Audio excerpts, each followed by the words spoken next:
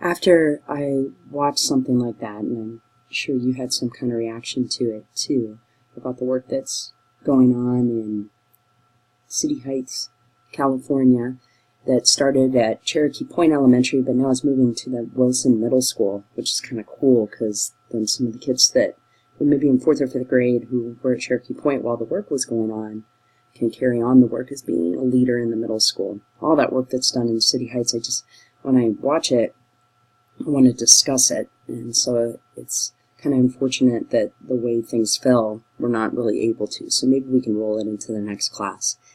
If you guys want to discuss it or add another post on Canvas, anything you'd like to do, I'm amenable to, just so we can see how this grows, because I do think that it's an organizational shift.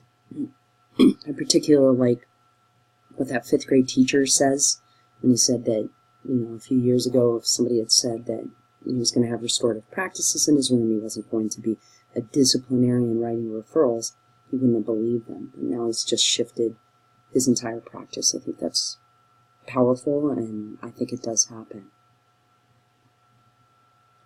So anyway, that all being said, I hope that we can do something with this work, and I hope that in your practicum sites you're able to see some evidence of some of the things that they talked about.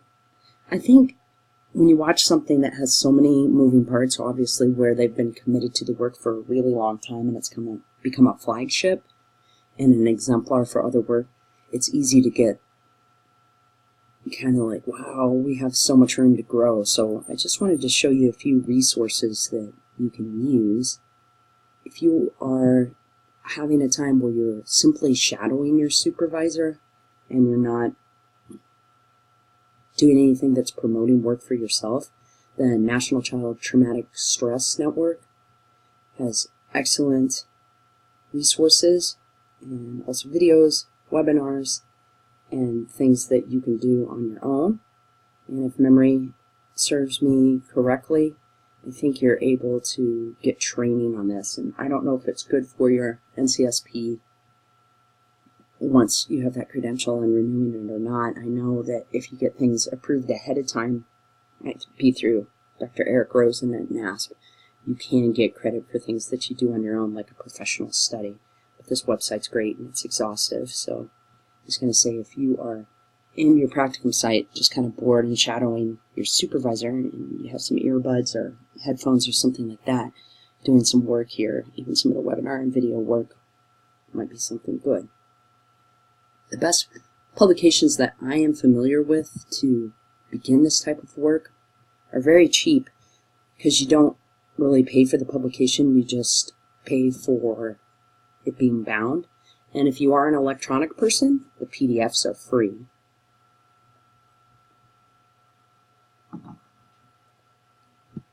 This is volume 1. It's like a research brief. And then it illustrates the framework you can use to create trauma-informed practices in your schools. And this is volume 2. And it's policy. And oh, I didn't even know this. Here's something that is just the 5 core principles. That's a short video. We could have watched that as part of the end of this lecture on organizational consultation, collaboration, and organizational shifts, because this is representing a new idea and shift in school-based practices, reform efforts, and how we educate students. Wow. I may pay for this book. I didn't know this was out. Last year, we had some students who were homeless and the hotel burned down. So we moved out of our school. It would have been nice to have had this last year. And it looks to me like there's a series of videos. So I wish I had perhaps logged into this before preparing this lecture and these screencasts for you to cover the material. Oh well, thanks for next year, right? And also some things that you're able to do on your own.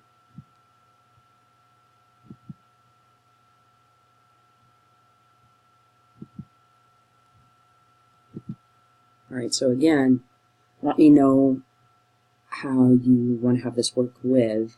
If you want to just have some discussions in Canvas about it. If you want to address it real quickly in class when we have some time, just let me know, because I do want the work to be living work, because I think it represents a huge organizational shift in school buildings. All right, it brings us to the end of things. The last task that we have for this particular class on October 15th is our seminar. And the seminar topic comes from chapter on page 99 of the Rosenfield text, and it's called Making the Case for Consultee-Centered Consultation, a Novice Consultant's Perception of Culture in Relationships. So if you go into Canvas now and you get to the SPSY section 1, there is an area of Canvas that says Discussions.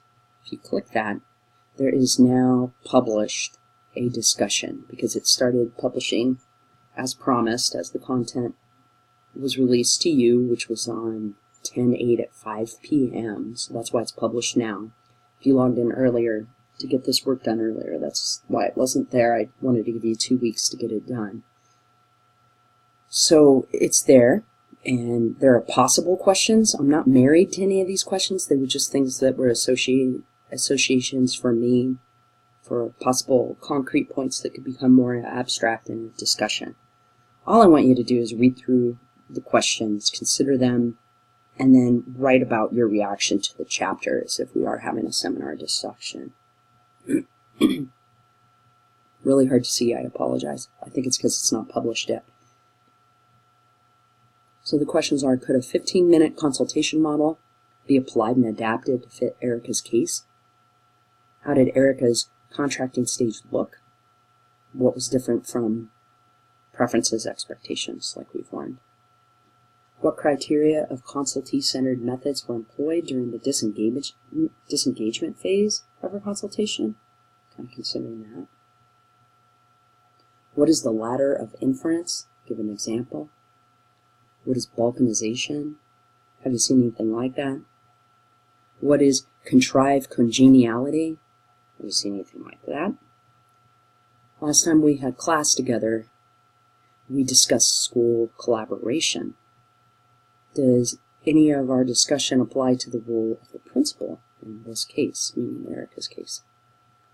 What do you think about the location, and architectural parameters of the kindergarten area in the school? What helped Erica and Ms. Simon form a working relationship?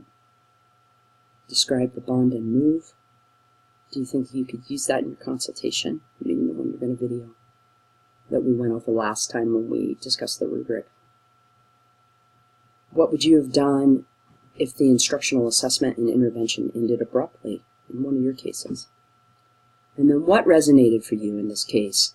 What did you think about the leadership structures in the school? So those are it.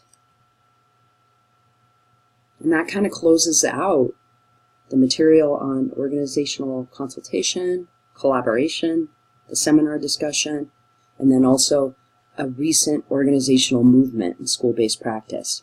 So think about how you want to use the ladder and how it wants to grow.